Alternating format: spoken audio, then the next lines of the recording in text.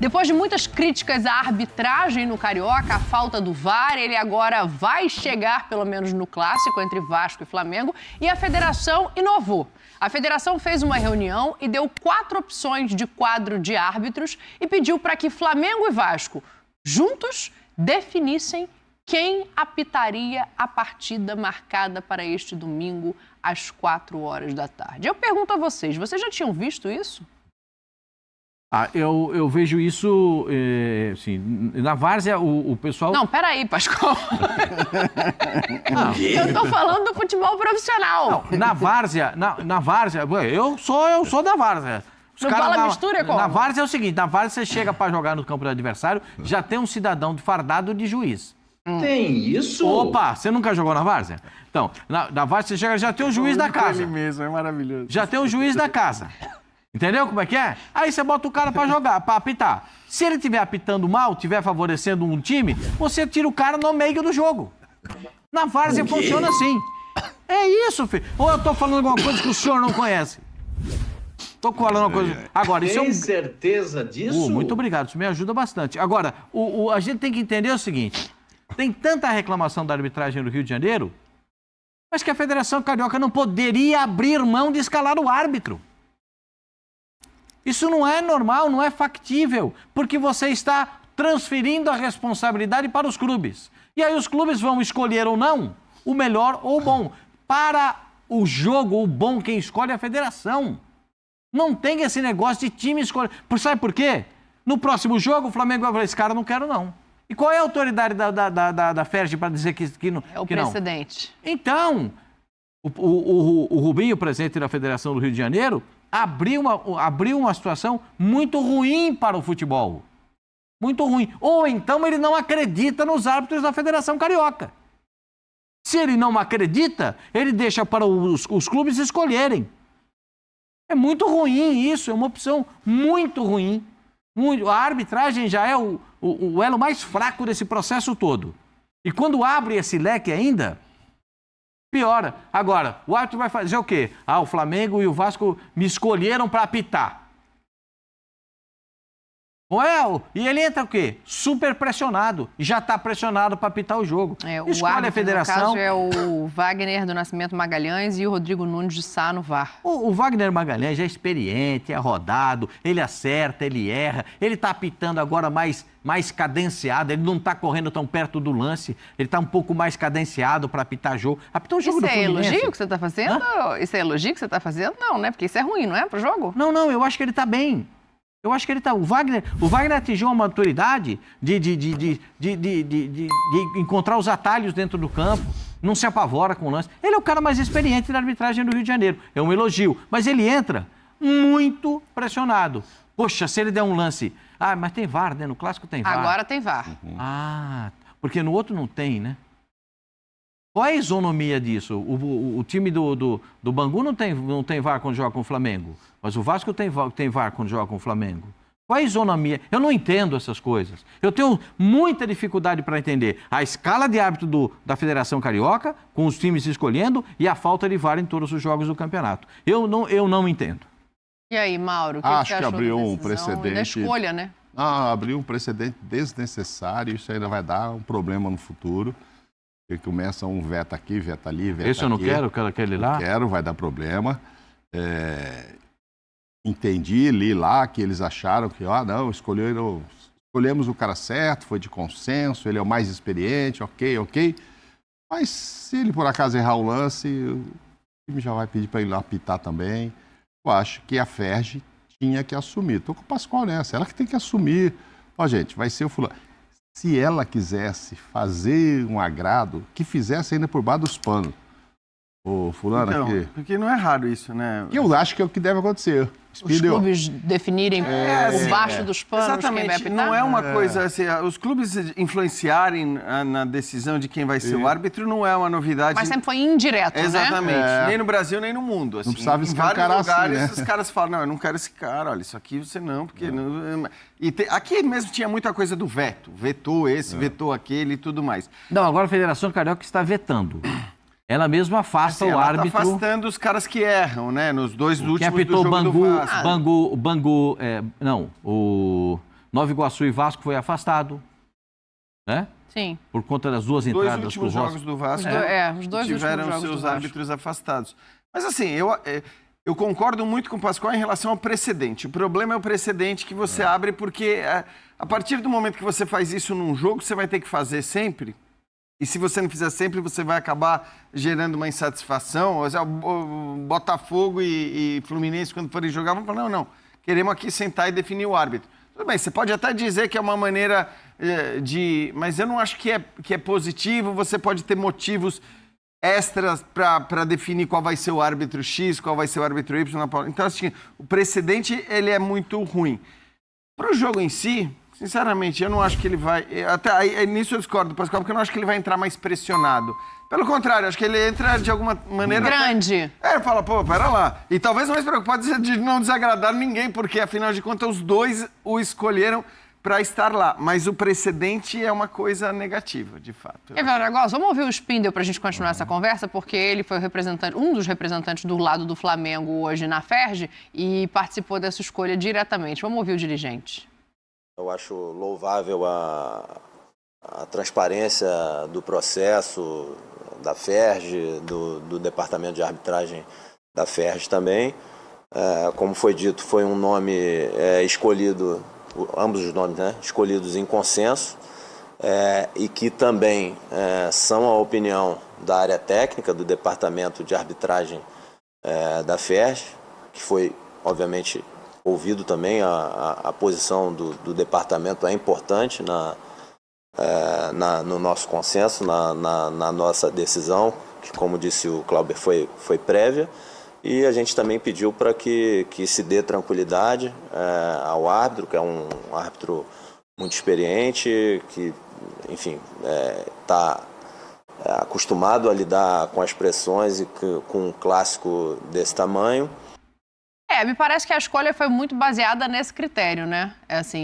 O Pascoal fala em pressão e eu acho que qualquer árbitro entraria pressionado depois dos dois últimos jogos do Vasco e depois dos dois últimos afastados. O Jean fala no prestígio da escolha. Posso colocar assim, Jean? Acho que sim. É isso, né? O árbitro, de alguma maneira, ele foi prestigiado pelos dois clubes. É isso. E aí se fala em experiência. Essa experiência pode ajudar? Coloca a tela pra gente da arbitragem completa, para ouvir o Mauro. Ele é experiente, né? Não Sim. à toa ele foi o escolhido. Talvez seja até o mais lá, ó. Isso aí... o Wagner Nascimento, Regazzoni, Gustavo Mota Correia, o Graziani, que também é experiente, e o VAR com Rodrigo Nunes de Sá. Então, assim, são apitadores, com respeito, não é nenhum demérito aqui, mas são apitadores que estão acostumados com a pressão de um clássico. Não, com certeza. Essa história de talvez ele querer agradar os dois é que não me agrada. Acho que ele tem que entrar lá e eu vou fazer o jogo. dele.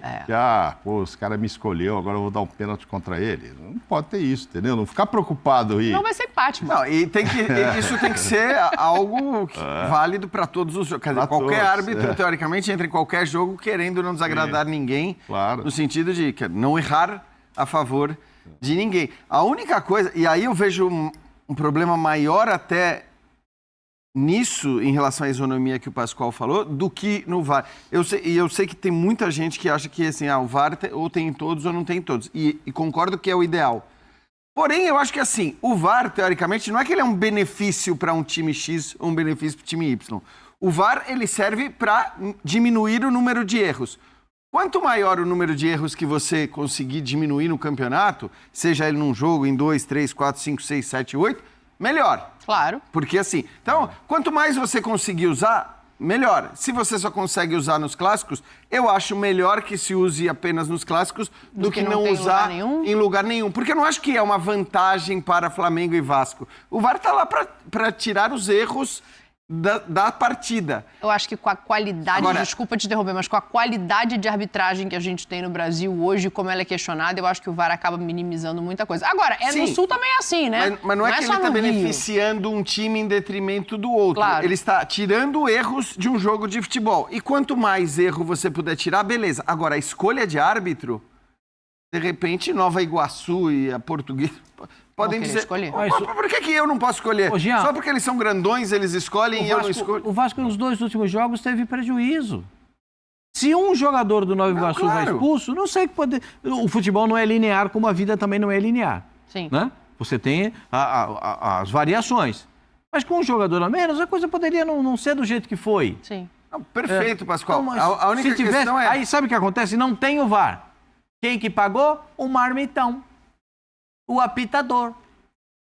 Por quê? No lance da solada porque aquele lance da solada no... O Medel é o pênalti, a solada é Não, do jogador do Vasco, né? do Que você tá Vasco, falando, é. esqueci quem foi. No Rossi. A solada no Rossi e depois a outra falta no canto, aqui bem no cantinho, no segundo tempo, aqui bem... A entrada que o Rossi tomou, a entrada dupla que ele tomou. Ali, gente, não dá pra você ficar pensando, vou pensar se eu vou dar o cartão. Dá o cartão e resolve o problema. Mas eu tô com o Jean nessa, assim. O ideal é que tenha. Aí no jogo do Vasco, 0 de jogo, tira o cartão vermelho pro Jair. Não, é melhor ter em todos. Não se discute. Ou não é? Melhor ter em todos, mas não podendo ter em todos, eu também estou a favor que tenha no máximo possível de jogos, no caso, Eu não os sei, eu tô grandes. com o Pascoal ainda. Agora, Você o que eu diminui, não por exemplo. entendo é por que não tem em todos. Porque... O custo. A alegação é o custo. O custo e talvez os locais também que vão jogar, né?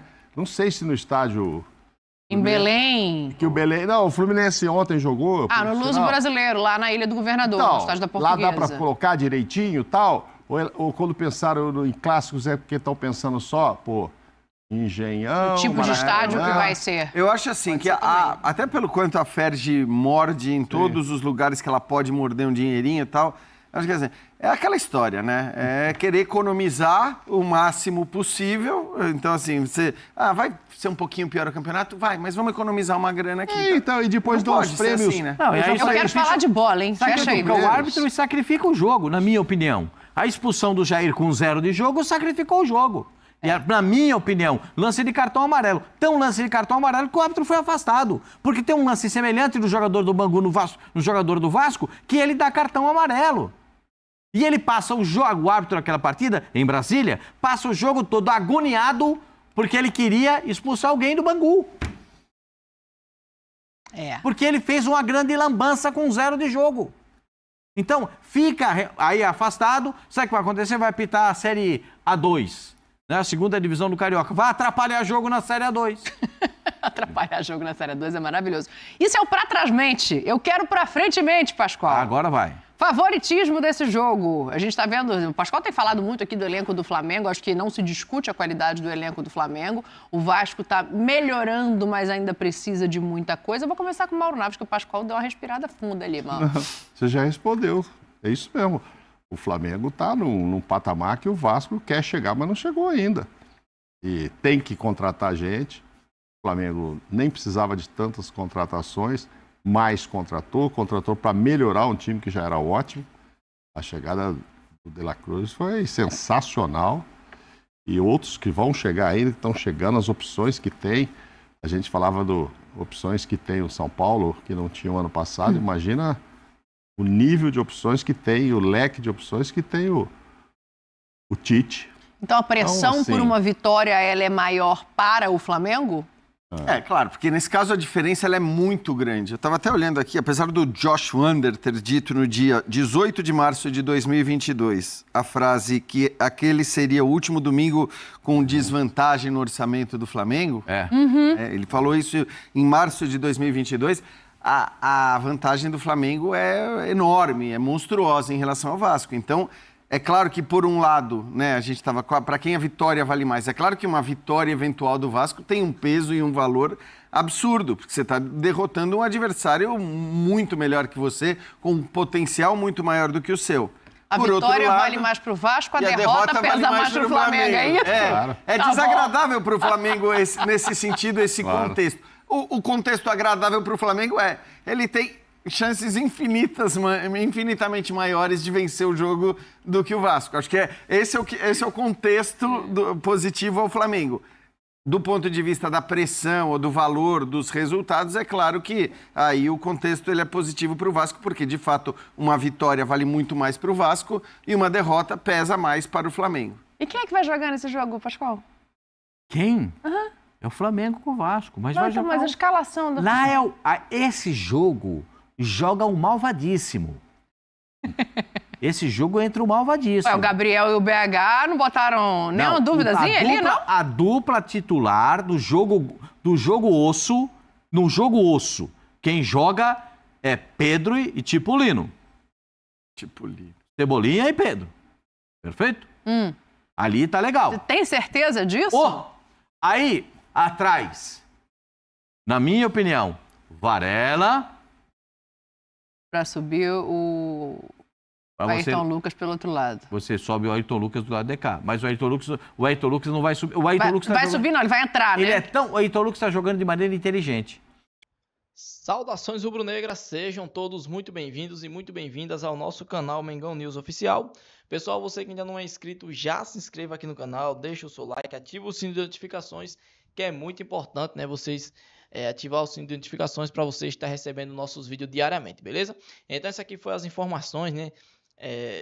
Foi definida aí, né, entre o pessoal do Vasco e também o pessoal do Flamengo, quem seria o árbitro da partida, né, para apitar o jogo entre Flamengo e Vasco, beleza? Comente aí, pessoal, o que você achou desse tipo de atitude, né, que aconteceu no Rio de Janeiro.